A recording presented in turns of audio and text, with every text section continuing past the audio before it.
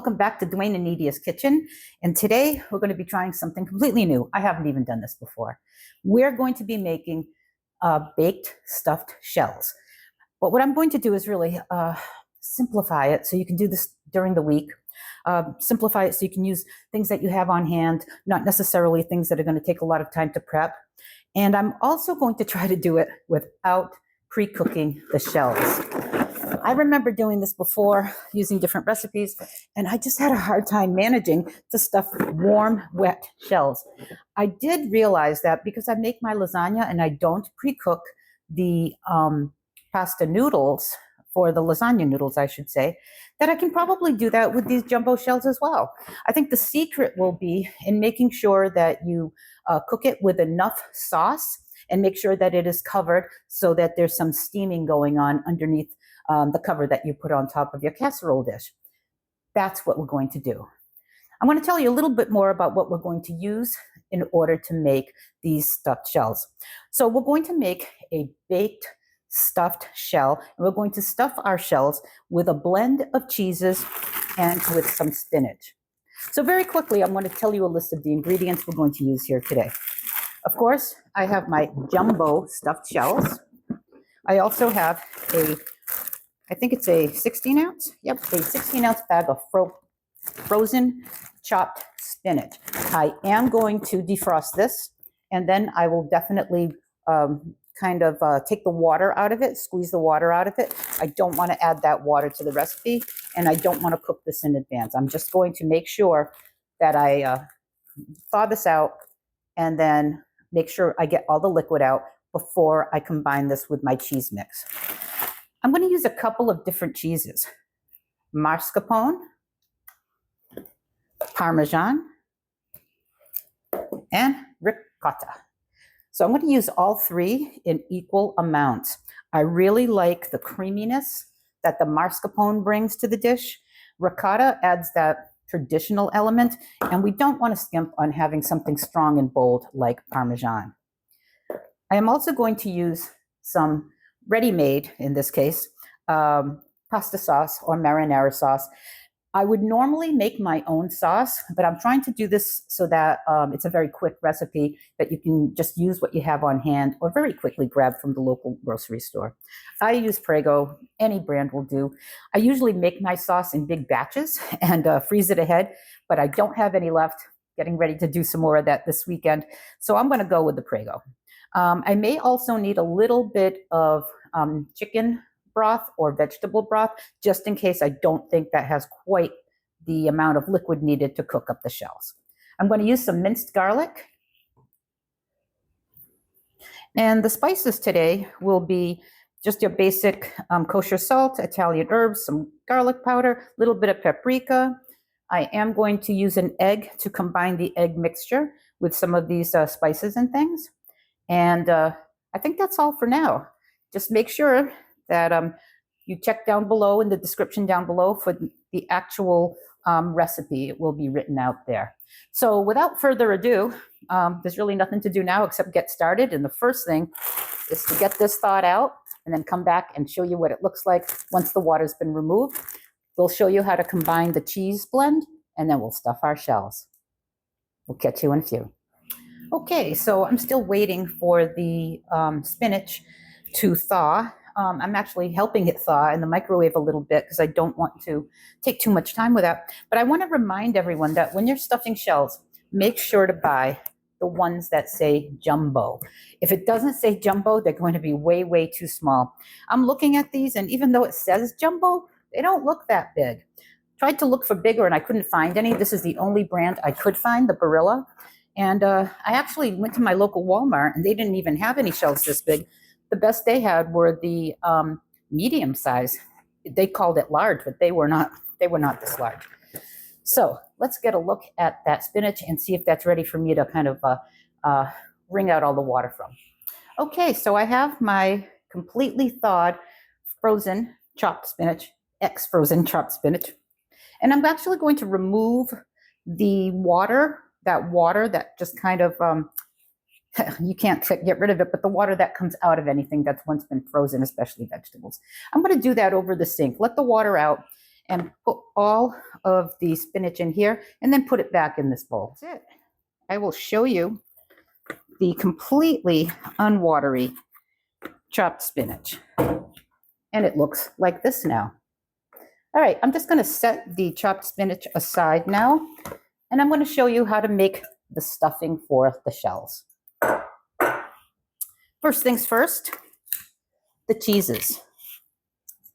I'm going to add half of this container of mascarpone. If you prefer to use a softened or whipped cream cheese, that will work as well.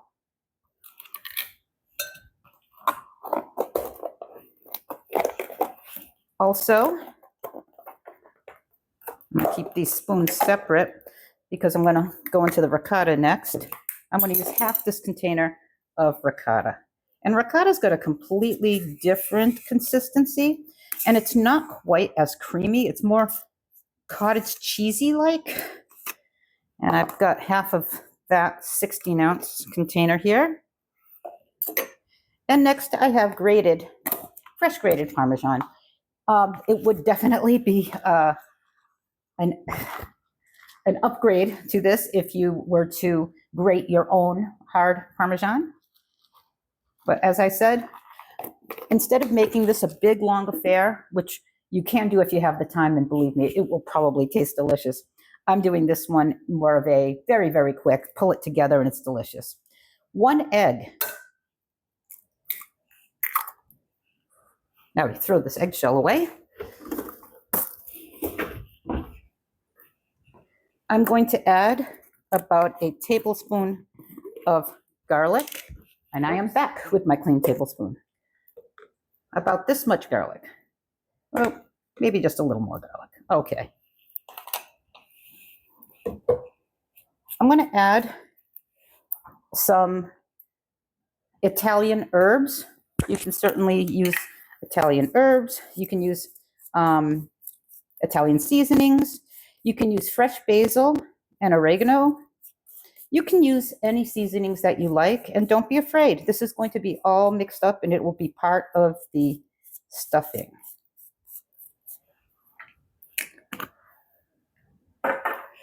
I am going to add a pinch of kosher salt. And I'm not going to add any pepper to the filling. I will, however, make sure that my sauce has whatever additional spices and additional zing I need to give it, because again, I'm using jarred. All right, so I have the cheeses, the egg, and some spices in here, and I am combining it. And you do want the stuffing to be firm enough to really stuff it and not have it pour out. To that end, mine is looking pretty thin. Might need to add some more of this Parmesan to kind of give it more heft. If there's any left over, I will probably just set it aside and save it and use that as a layer for a future lasagna that I can make later in the week, because I'm sure this will refrigerate well for a few days. Yep, that's giving it a little extra consistency. Hard to judge the consistency until you do put in your spinach. I'm going to add the spinach to this mixture now. I'm not going to add it all at once because I'm never quite sure what that ratio will look like. And again, I'm just kind of making this up as I go in terms of the amounts of the cheeses. Every time I've made stuffed shells before, I've typically stuck to just the Parmesan and either the ricotta or the mascarpone or cream cheese. Okay, this is taking on a very nice consistency. It looks very, very good for stuffing. I think I can add a little bit more. In fact, I'm going to add the rest of the package. Don't even know how much I'll end up with and how many shells I will actually get to stuff. Like I said, we're going and doing an experiment today. I can tell you that it smells quite nice. I smell the garlic. And it is looking like a spinach dip of sorts. The egg is helping to hold the mixture together, sort of the same way that you would want it to be when you use a ricotta type layer in your lasagnas as well. Yes, definitely a lot more firm and a lot more consistent. Now that I have added the spinach though, I think I'm going to rethink the pepper. I think I'm going to add some black pepper to this. And here I am, cracked black pepper. You can use any kind of pepper that you like. Those of you who watch our channel, I think you have figured out that I'm not big on exact measurements unless maybe I'm baking something. And I tend to believe that you're never going to make such a mistake that you can't just fix it with just a few more adjustments to some of the other ingredients. This is certainly looking really nice. And it definitely looks like what I need to do, which is get a really, really nice stuffing for my shells. That's my oven. It is preheating. I'm going to get a spoon and start filling these shells, and I'll show you how that's done.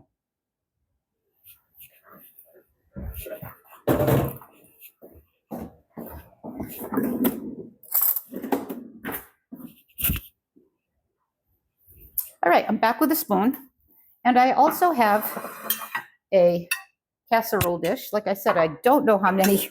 I might end up making 2 of these for all I know, but I'm just going to take you through one today. And here's the stuffing. And I have my jumbo shells. Again, I have never made stuffed shells without pre-cooking my shells. So this is going to be brand new to me. What I am going to do though, and if you're using your own sauce, definitely, if you're taking it right out of the stove and you've just made it, take your sauce and put a layer of your sauce down on the bottom, because as we stuff these shells, we will be adding them to this dish. I did mention that I needed to make sure I have enough sauce in this dish. So I do have, for a little extra liquid, a little broth. I'm using beef broth because it was in the fridge. I just used it not too long ago. And to that end, I'm going to grab myself a jumbo shell. Wow, this is something new. The shells are closed. How am I going to stuff a shell that's, oh wait, some of them are open. This one's not, but this one definitely. I think you're going to have to pick and choose the shells that you stuff. So here we go. I'm using a teaspoon, by the way, and I'm able to grab an entire teaspoon of the filling. And because this shell had some space and some room, was not a problem filling it. I'm going to overfill it and then very carefully place it right here in my casserole dish. Okay, let me look for more. Oh, see, yeah, that one was definitely an anomaly.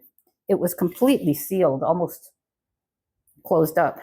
This one is more of the conch shell looking one where you have some space that you can use to get the stuffing in. There we go. I'm going to try and get as much stuffing inside and then make sure that it's got a dollop on the outside. Sort of like that. I'll show you what this looks like once I'm all done. Actually, I'm going to go into speed mode for you. I'm going to start stuffing these shells very, very quickly and putting them in this dish. So you can keep up with me. I'll put it on the fast mode. All right, time to stuff these shells and fill this casserole.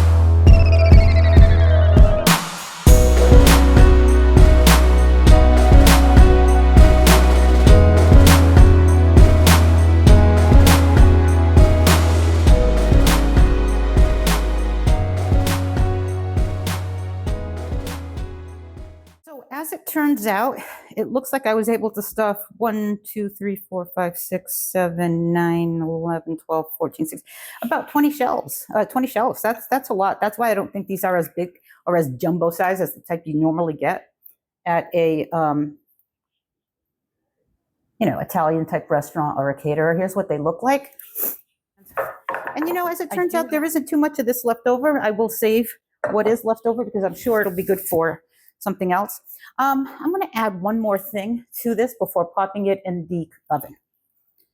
Yes, I'm going to add some provolone, very, very small sliced provolone to put it over the top. So I do just happen to have from another recipe, some what they call ultra thin provolone. And I'm going to put that ultra thin provolone over. I am, however, going to add a little bit more sauce. And I'm doing this because I want to make sure that these shells get cooked. I will be checking and I will be letting you know how it's going. And I will show you the final product. Okay. Yeah, so I didn't use all of the jar. I'm hoping that's enough. Remember, we did add a layer of the sauce. It's not moving around. I did pack them in here pretty tight. And I think there is enough liquid, but you can always add liquid. I'm going to check this maybe every 20 or 30 minutes anyway, and we can always add liquid. So I'm going to take some of these slices, and I am going to, actually, I'm going to add a smidge more sauce on this section. I see some, because I really want to get in between the shells, because that's the part you need to cook. You really need to get in between the surfaces. There we go. I do want to make this sauce a little bit more spicy. So at this point, I probably won't add it to the recipe. I'll just maybe add it to my plate. But this is just a very basic sauce. And some people don't like spicy sauce, as I do.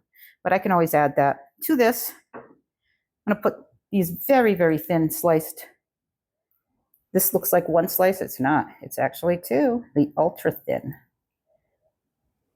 Now if I can separate it. Actually, this ultra thin, that's it. That is the ultra thin. So this is going to be quite cheesy. You can stuff them with only cheese. You do not need to add the spinach if you're not a spinach lover. My husband, Dwayne, loves spinach.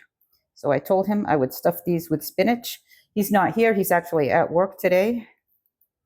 So as you know, we both have jobs, and our YouTube channel is just something we do for fun, typically on weekends and maybe one night during the week. I'm going to just cover with a half slice these last two sections that don't have any cheese coverage. Pretty much here and then again here. That's it, folks. That is it. The stuffed shells are here. I'm going to put it in a 350-degree preheated oven, and I'm going to make sure I cover this. I've ordinarily used foil.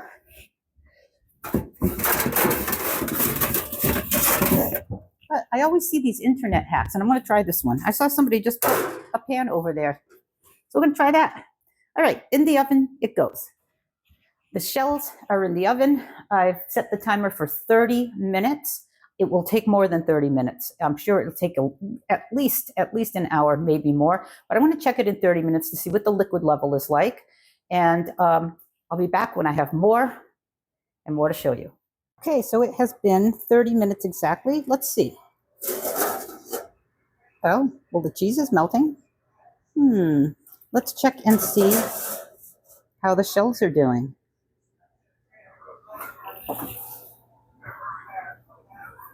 Going to grab a knife and just poke around a bit. Folks, it's working. Oh, well, maybe some.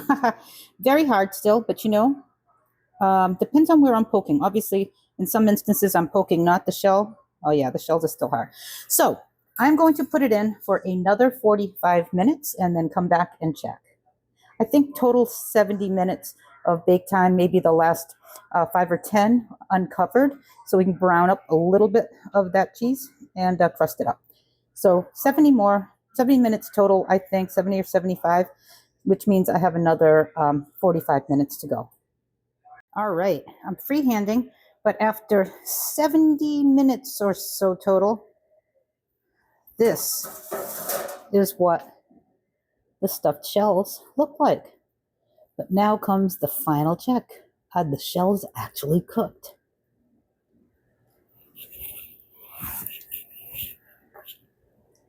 All right. Let me check. Because remember, you can go through the stuffing and that won't be a problem. But now I'm trying to poke through the actual side. Oh, they're cooked. Look. They are cooked. Here's a piece of shell sticking. They're almost al dente. Wow. So that's what it looks like, folks. Oh, it smells amazing. It is cooked. I'm going to cover it for a little bit, let it rest, and then plate it up and have some for dinner. Here's a closer look. It's really beautiful how the cheese, the spinach, everything just kind of came together. It really smells amazing, and I like the crispy edges. Even though it was covered, it really cooked well. I think that 70 to 75 minute estimate was perfect. So that's the finished product. Let me dig into a smidge of it here. So I'm going to try and get at least a couple of the shells. Maybe like a smidge here. It's rested a few minutes. Oh, that looks good. And here it is. Wow, it's piping hot, but it really looks nice. I like how the edges got that kind of crispiness that you would expect from like the lasagna that's on top, even though it was covered the whole time. I will say, I like not using the foil. I didn't see any condensation and wateriness. Sometimes you see that when you take something out of the foil. So I have about 3 shells on this plate. So they're not huge. They're certainly not the size of the shells I get from the local, restaurant. So first I'll just try a little bit of the filling. It's really hot. Not so hot, no. Wow. There's a real sweetness from the filling. I think it's the mascarpone. And of course I use jarred sauce. That's a little sweet too. Let me try. Now I'm breaking right through the shell with just the fork. So they definitely cooked in that sauce. And I'll show you another shot of the casserole pan so you can see how much of that sauce is residual. I don't feel like I need to add any more sauce to my plate, that's for sure. And sometimes when you get the shells at a store or pre-made, or you're just kind of getting it at a restaurant, you do need a little side of sauce because the shells are pretty much cooked without a lot of sauce, but you don't have that option here because you need to cook the shells. Oh, the perfect al dente. Wow. Wow. I am really impressed, if I do say so myself. I'm not usually a spinach lover, but the spinach really takes the filling of the shell to another level. I am really enjoying this. Like I said, I never, ever order anything with spinach, but this is delicious, and it's probably because I use 3 delicious cheeses. All right. This is a highly recommend. Like I said, it was an experiment today. And at first I was like, not so sure about the stuffing. What I will say is you definitely don't need to cook the shells first. But next time I may put the shells in like warm water for a bit, just to open them up a little more to make it easier for stuffing. It wasn't hard to stuff, but it could be easier if I could get more of an opening. So here's my plate. Here's me enjoying it. And I'll give you one last look at what the casserole dish looks like. Thank you so much for watching Braden and Nidia Food, Travel, and Fun. And we look forward to seeing you on future videos. If you haven't already, please hit that subscribe button and hit that thumbs up. It really helps the channel. And yeah, we're gearing up for an Alaskan cruise in another week and a half or so. And there's plenty more recipes and lots of fun and food reviews coming up. Thank you. And here's that last look.